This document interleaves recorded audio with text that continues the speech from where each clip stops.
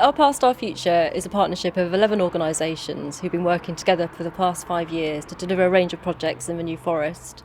The scheme is focused on the countryside and its heritage, so that's the built heritage and the natural heritage, but also the cultural heritage, because it's all those elements that come together to make the landscape of the New Forest. We've benefited from a £2.8 million grant from the National Lottery Heritage Fund, together with funding from our partners and from other organisations. However, we wouldn't have been able to achieve what we have achieved without the hundreds of volunteers and members of community groups who've given hours and hours of their time to help out on the projects. We've delivered 21 projects which broadly fit within 3 themes. The first theme is about restoring and conserving the wildlife, the habitats and the species, but also the archaeology and the historic environment. The second theme has been about developing and maintaining New Forest rural traditional skills, so we've had mentoring and apprenticeships and training courses. And the third theme is about helping people understand and learn more about the heritage of the New Forest so that they can help protect it into the future. So we've worked with a really fantastic range of different farmers, commoners and landowners across the enclosed landscape of the New Forest.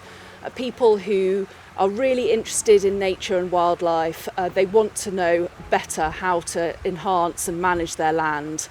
Some people who didn't know really what they should do with their land in order to make it better for wildlife, and we've been able to educate them, bring in contractors, bring in teams of volunteers and teach them about how to manage their land better.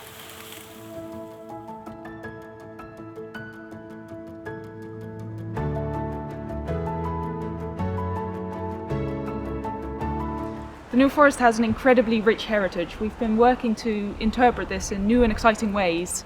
So we've been working to collect new kinds of information about it, like archival treasures that we didn't know about, photographs, oral histories, and other information to help us just look into the New Forest past in different ways. All of this information ends up on the New Forest Knowledge website, which is now a central hub for all information about heritage and archaeology and history in the New Forest. We've been working with the New Forest Heritage Centre and several local heritage groups to repair graveyard monuments, Second World War heritage, Bronze Age barrows, an ice house in Bewley. Those are just a few of the examples.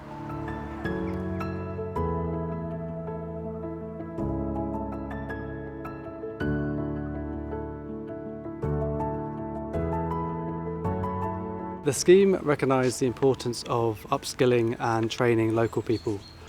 Hundreds of local residents, hundreds of commoners, landowners, farmers, delivering traditional skills courses such as coppicing, hedge laying, as well as helping them to restore their meadows and their woodlands as well. For our building skills project, we helped local residents and tradesmen by delivering traditional skills courses such as cob wall building, lime mortars, and trying to help them restore their homes in a sensitive manner. The project has really emphasised the importance of maintaining those skills and upskilling as many people as possible.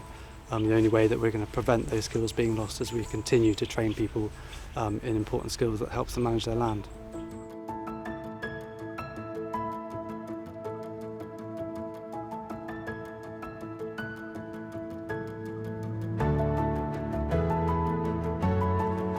Through this work, we wanted to inspire people to help them better connect and champion for the New Forest and its natural habitats. This has been done through a variety of projects, including exhibitions, behind-the-scene tours, arts festivals, walking festivals, exploring the historic trails we have in the forest.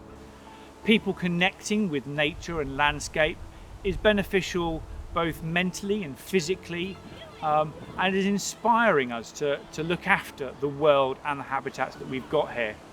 That connection can only be done by working together on a wide variety of projects that has a diverse number of outcomes and outputs. That means no matter who you are, there is a way that you can connect with the history and the wider landscape.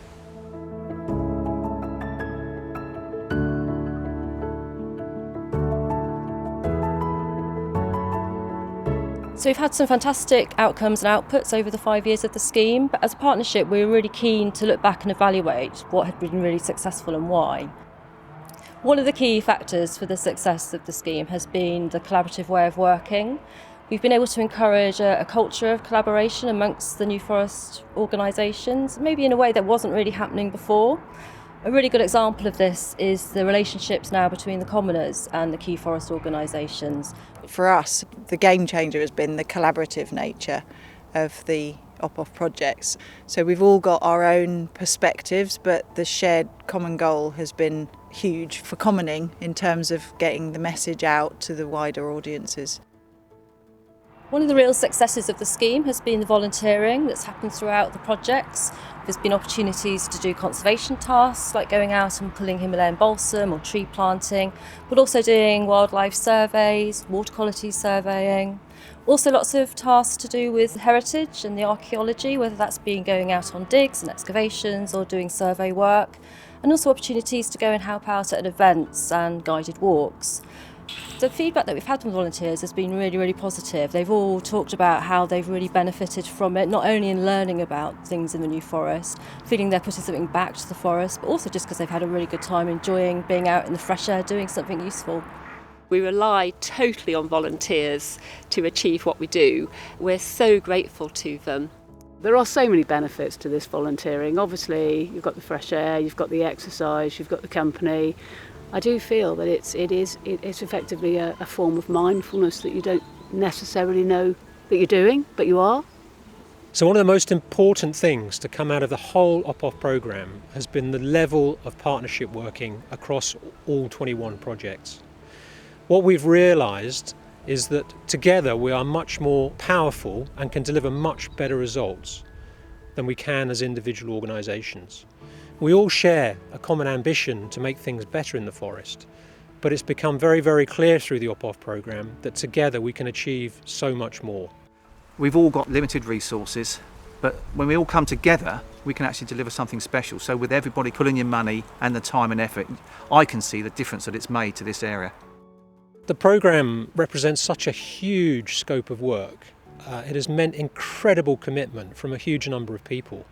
And not just those people involved and employed by the organisations, but the huge number of local community volunteers who have taken part. Without their tireless work and the huge number of hours that they put into the projects, the results would not be as good as they have been. And certainly all of us who have been involved in the project organisations would like to deliver a huge thank you to them. We're working hard to build a sustainable legacy for the New Forest that ensures the good work that's been done is not lost. This involves not only the existing partner organisations, but new partners, and of course, the wider local community.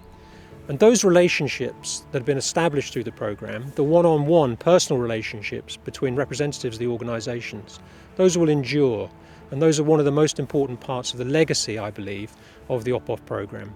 That ability to combine forces, combine resources, combine knowledge and deliver much, much better results for the forest.